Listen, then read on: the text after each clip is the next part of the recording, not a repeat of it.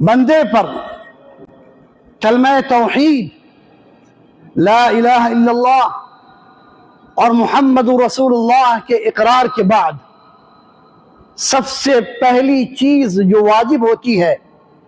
وہ اقامت الصلاح ہے، وہ 5 وقت کی نمازیں ہیں۔ چنانچہ قرآن مجید میں اللہ سبحانہ و تعالی نے بغیر کسی واسطے کے